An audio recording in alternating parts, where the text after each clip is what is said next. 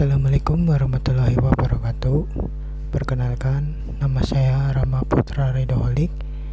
Nomor induk mahasiswa 200301072 dari kelas TE2C.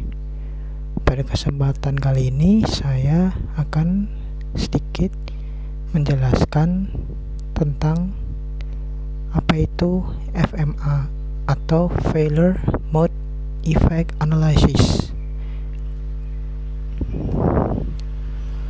Apa itu FMA?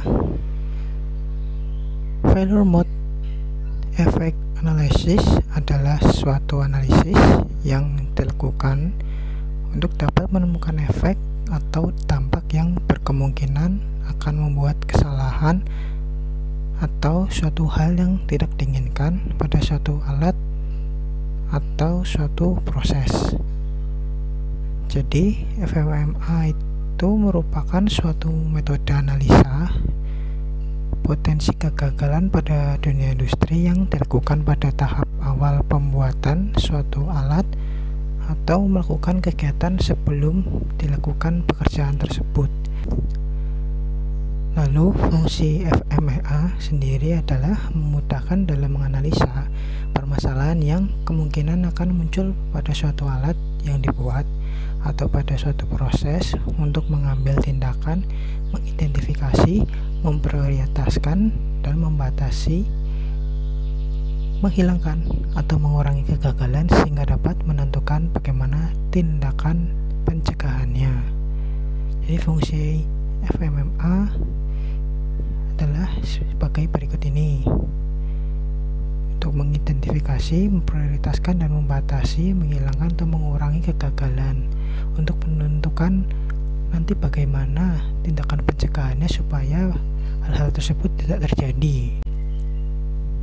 Nah, untuk tujuan dari FMMA sendiri ada 4. Yang pertama, sebagai tindakan antisipasi atas berbagai kemungkinan timbulnya kegagalan, sehingga kegagalan tersebut dapat dicegah ataupun diminimalisir risikonya. Lalu yang kedua, salah satu alat yang harus membuktikan bahwa perusahaan tersebut itu membuat sistem analisa pada prediksi kegagalan secara sistematis juga legal.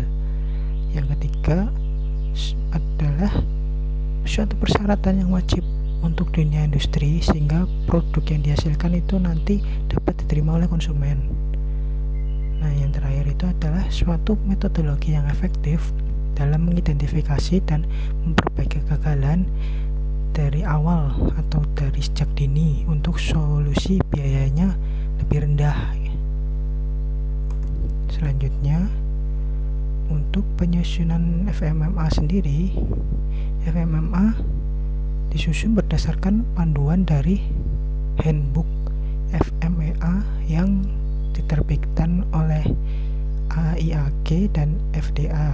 Itu adalah penerbitnya yang menyusun panduan untuk menyusun FMEA, dan pada dunia industri biasanya menggunakan check sheet FMEA yang formatnya itu sudah diatur sesuai standar. Jadi sudah ada patokannya pada handbook yang disusun diterbitkan tadi. Lalu untuk struktur dasar FMMA-nya itu ada beberapa. Yang pertama itu ada fungsi atau persyaratan. Yang kedua, mode kesalahan atau failure mode. Lalu yang ketiga ada efek dan konsekuensi. Lalu ada penyebab potensial. Selanjutnya tindakan dan pengendalian untuk menemukan penyebab permasalahannya itu. Lalu yang terakhir ada tindakan pencegahan yang berulang kesalahannya. Nah, ini itu adalah beberapa struktur yang sangat mendasar yang harus ada dalam FMMA itu. Nah, ini risk assessment adalah bagian dari evaluasi analisis penilaian risiko dari FMMA-nya itu. Ada 3 tahap. Yang pertama ada severity atau penilaian tingkat dampak permasalahan di pelanggan. Lalu ada occurrence, yaitu seberapa sering penyebab kesalahannya terjadi. Lalu yang terakhir ada detection. Detection itu penilaian mengenai kemampuan kontrol produknya itu atau proses untuk mendeteksi penyebab masalah. Jadi untuk mendeteksi masalah pada kontrol atau proses. Nah, berikut ini langkah-langkah pembuatan FMEA. Itu ada 5. Yang pertama, melakukan identifikasi potensi kegagalan atau keseriusan permasalahan yang terjadi pada setiap proses. Yang pertama itu melakukan identifikasi potensi kegagalan. Kegagalannya diidentifikasi. Lalu yang kedua adalah identifikasi keseringan itu masalah itu terjadinya. Seberapa seringkah masalah itu terjadi. Lalu yang ketiga itu ada identifikasi sistem kontrolnya. Sistem kontrol yang ada pada proses itu diidentifikasi. Lalu yang keempat ini ada perhitungan RPN atau Risk Priority Number. Itu ada rumusnya. Lalu yang kelima, menempatkan beberapa langkah perbaikan. Jadi langkah terakhirnya itu perbaikan yang dilakukan apabila terjadi permasalahan yang ada. Nah, ini rumus perhitungan RPN-nya. Jadi itu perkiraan risiko yang terjadi atau risk estimation dihitung pakai rumus dari risk priority number atau RPN-nya sendiri. Rumusnya itu RPN sama dengan severity dikali occurrence dikali detection. Nah, ini keterangannya sendiri. Severity itu keseriusan dalam efek, lalu occurrence itu seberapa sering penyebab muncul. Nah, yang terakhir itu detection, yaitu cara mendeteksi penyebab kegagalan. Ini di penjelasan sebelumnya juga ada severity, occurrence, dan detection itu apa. Nah, selanjutnya ini ada contohnya. Contoh FMEA ini saya ambil dari FMEA defect rotor boss under dan over harness standar pada proses heat treatment di PT Mitsuba Indonesia. Jadi saya ambil contohnya dari itu. Di sini contoh yang bisa dilihat, yang pertama itu karakteristik produk yang diharapkan. Jadi produknya itu yang selayaknya bekerja atau standarnya itu dimasukkan pada awalan ketika membuat FMEA-nya ini. Seperti ini contohnya, ada harness rotor boss masuk range standar. Berarti harnessnya itu yang diinginkan tuh masuk standar. Standarnya itu seperti ini itu. Lalu yang ini ada mode of failure.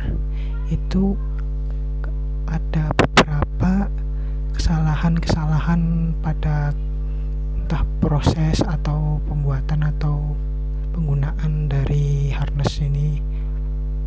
Itu ada 6 di sini disebutkan ada 6.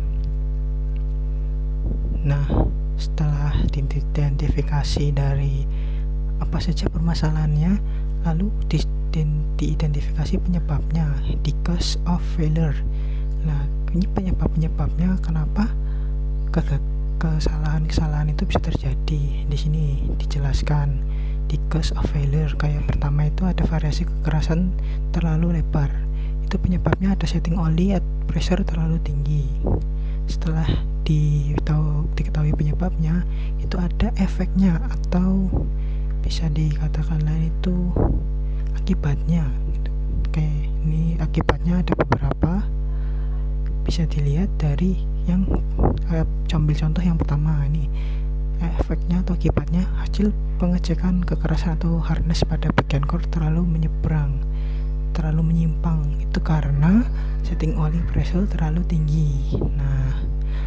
Nah ini ada beberapa tabel lagi yang di OS itu kayak bisa dijelaskan yang tadi, yang ada D-nya itu detection, terus ada O-nya itu occurrence, dan S-nya itu severity. Ini untuk menghitung RPN-nya. bisa dinilai D-nya berapa, O-nya berapa, S-nya berapa, terus dihitung menggunakan rumus RPN.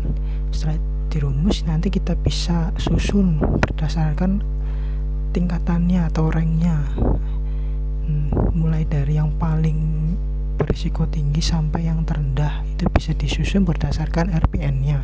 RPN-nya itu berdasarkan perhitungan dari DOS-nya ini, lalu data DOS-nya itu dari data-data sebelumnya, dari kayak kesalahan-kesalahannya, penyebabnya, lalu efeknya atau akibatnya gitu. Nah, seperti ini sedikit contoh dari FMEA-nya sendiri. Bisa dilihat atau bisa dilihat kembali pada sebelum-sebelumnya. Sekian dari penjelasan yang sudah saya lakukan. Apabila terdapat kesalahan, saya mohon maaf. Sekian dan terima kasih. Wassalamualaikum warahmatullahi wabarakatuh.